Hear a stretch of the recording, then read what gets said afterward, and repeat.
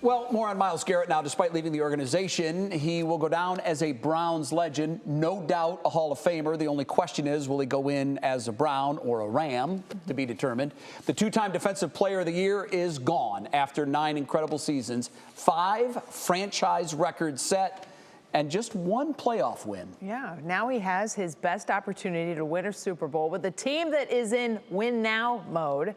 But as Mike Polk Jr. explains, it's kind of a bittersweet moment.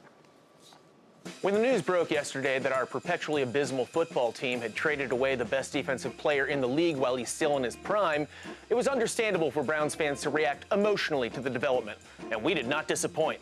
But like many of you, I've now had enough time to process, overreact, reel it back in, get sad again, and then find the equilibrium I require to give a fair and honest assessment of this overall trade, to the best of my ability. And with that, let's take a look at the definitive list of winners and losers from yesterday's blockbuster deal. Winners! Myles Garrett, obviously. He's a once-in-a-generation talent, and it was a pleasure to watch him hurt people for us. But I think we can all agree he deserves a chance to play for a contending franchise that isn't burdened by perpetual incompetence or horrible curses or whatever combo it is we've got going on here. Good for him. Losers, Jared Verse, obviously.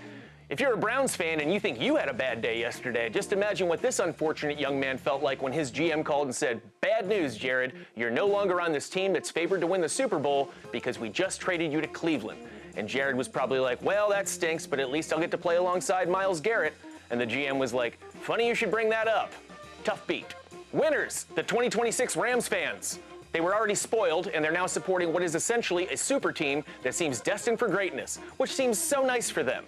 Losers, the 2026 Browns season ticket holders. This was never going to be a great year for them. They already knew they were investing significant capital to watch a subpar team in the midst of yet another rebuild, but at least they could comfort themselves by knowing they get to witness in person the unique marvel that Myles Garrett brings to every game, even if it didn't ultimately result in many wins.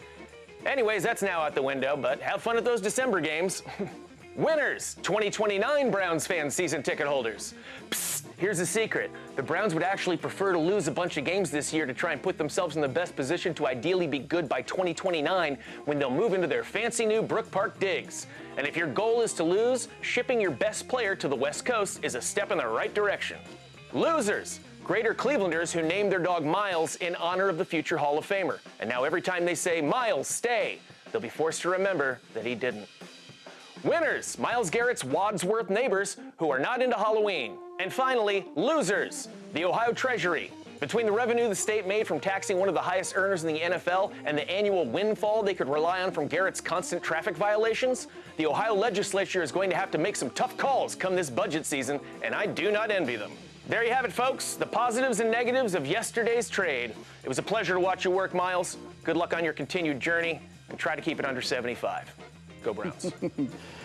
On the LA highways, I don't know that he'll be able to get up to 75. Yeah, not a whole lot of open road there. Wow, Mike, you absolutely nailed it. Still